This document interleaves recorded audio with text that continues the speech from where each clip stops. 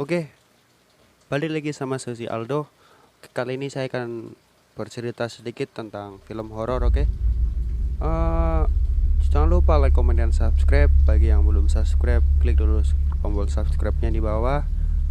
Kalian cukup dengerin aja sambil tidur boleh, sambil ngapain boleh, dan jangan lupa like-nya, oke? Mari kita baca. Bukan kita, saya yang baca ini. Oke, kita mulai, boy. Dengan berjudul Ketemu Pocong Waktu Apel. Sebelumnya, perkenalkan, nama aku Alta atau Alita. Kisah misteri ini pun murni aku alami sendiri tanpa rekayasa. Dan saksi-saksinya pun masih bisa dimintai keterangan. Hehe, sekedar untuk meyakinkan aja. Kisah ini terjadi sekitar 4 tahun yang lalu, tepatnya pada malam minggu sekitar pukul 8 malam. Di saat yang bersamaan pula, daerah aku sedang mati lampu. Bayangkan aja, boy, mati lampu suruh ketemuan, anjay. Kejadian ini bermula waktu pacar saya dulu, sebut saja Boy, minta bertemu untuk membicarakan suatu hal. Awalnya aku nolak karena keadaan di daerah aku masih mati lampu. Tapi karena dia kioh-kioh buat ketemu, akhirnya aku dan Boy sepakat bertemu di tempat dan yang telah disepakati, yaitu di depan jalan dekat rumah aku.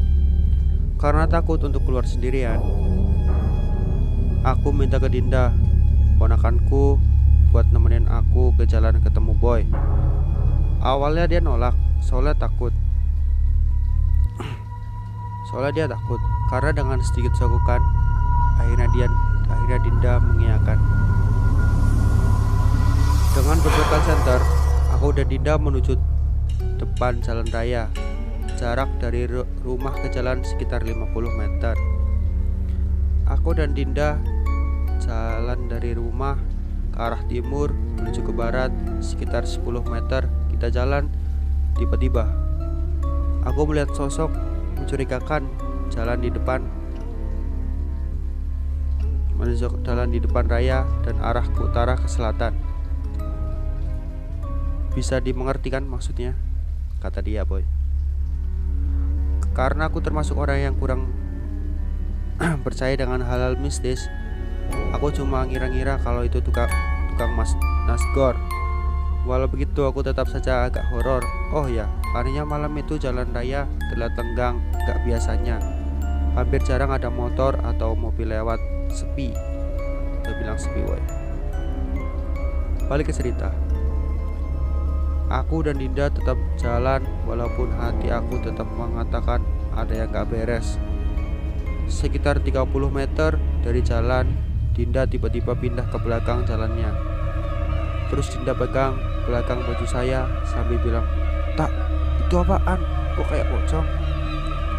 Dengan nada sok bijak, padahal hati ikutan takut juga. Belibet ini, boy. Aku ngejawab, "Bukan pocong, paling tukang naskor, tenang aja lah." Itu kata Dinda itu. Kata Alita. Aku dan Dinda tetap jalan sekitar 20 meter dari jalan raya. Aku mulai ngerasa ada keganjilan. Masa sih itu tukang naskor? Terus kalau bukan orang, masa jalannya datar, kagak melayang gitu? Biasanya kan ada irama bahunya kalau orang jalan, ngerti kan? Terus kalau emang itu pocong, kenapa kok nggak loncat-loncat? Tapi ini mah melayang. Karena penasaran, aku dan Dinda tetap jalan, walaupun di belakang Dinda udah ketakutan banget. Makin dekat, makin jelas. Yang terusnya aku ngelihat sekitar 10 meter dari jalan raya. Subhanallah, aku ngelihat dengan mata kepalaku sendiri ada sosok berkain putih lengkap dengan pocongan di atasnya, jalan melayang lagi. Dengan muka nauzubillah merah seperti bara api, rusak gak jelas katanya. Karena terkesima nggak percaya sama yang kulihat, aku dengan begonya bengong sambil bilang ke Dinda, "Dinda, kayaknya bener deh itu pocong." Dengan songongnya, aku baru sadar kalau Dinda udah ambil start duluan buat lari sambil teriak-teriak, "Pocong!" gitu. Alhasil, aku sendirian dengan tegak lurus. Kemudian setelah aku bisa menguasai diri lagi, aku lari sekenceng-kencengnya menyusul Dinda yang lari 10 meter di depanku. Setelah ngos-ngosan nyusul Dinda, akhirnya sampai juga di depan rumah. Karena masih penasaran untuk memastikan aku dan Dinda gak langsung masuk rumah, tapi nunggu dari jauh lewatnya si pocong itu lewat dari arah utara ke selatan. Kalau memang itu manusia, pasti pas lewat dari arah utara ke selatan bakalan kelihatan sama aku dan Dinda yang ngeliatin. Pocong itu dari jauh, tapi sosok ini sama sekali gak muncul lagi. Akhirnya aku dan Dinda masuk ke rumah. Dengan geger aku dan Dinda cerita ke orang-orang rumah, tapi satu pun di antara mereka gak ada yang percaya. Lalu apa kabar dengan Boy? Gak lama dari itu Boy telepon dengan sedikit ngomel, "Lu di mana sih? Gua nunggu dari tadi gak nongol-nongol. Buruan di sini. Dingin nih," kata dia. Dengan kesal aku ceritain apa yang aku dan Dinda alami.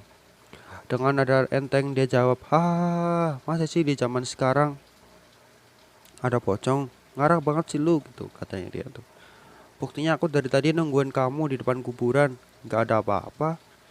Dengan kaget aku jawab, "Kuburan mana? Lu pikir gua kunti? Makanya nunggu nongkrongnya di situ," kata dia kan. Terus kata, "Rumah lu di sini," kata dia. Kata si Boy tadi, "Di mana sih?" dengan dongkolnya. Aku jawab, "Salah alamat bego." Mungkin para pembaca heran kenapa pacar aku bisa salah alamat, kata dia. Karena aku dan pacarku dulu dikenalin sama seseorang lewat SMS. Saat ketemuan pun gak pernah di daerahku soalnya aku takut ketahuan sama ortu. Backstreet gitu dia Boy, kata dia. Makanya dia salah tangkap waktu nanyain alamat aku ke rumah ke temennya dia. Salah alamat dia jadinya. Alhasil aku dan Boy gak ketemu malam itu karena aku benar-benar jadi parno. Tapi sampai detik ini pun aku dan Dinda masih tanda tanya besar mengenai kejadian tersebut. Aku dan sulit dipercaya yang dilihat itu malah itu pocong. Karena suka ketawa berdua kalau ingat kejadian itu. Oke Boy, selesai dulu cerita kali ini.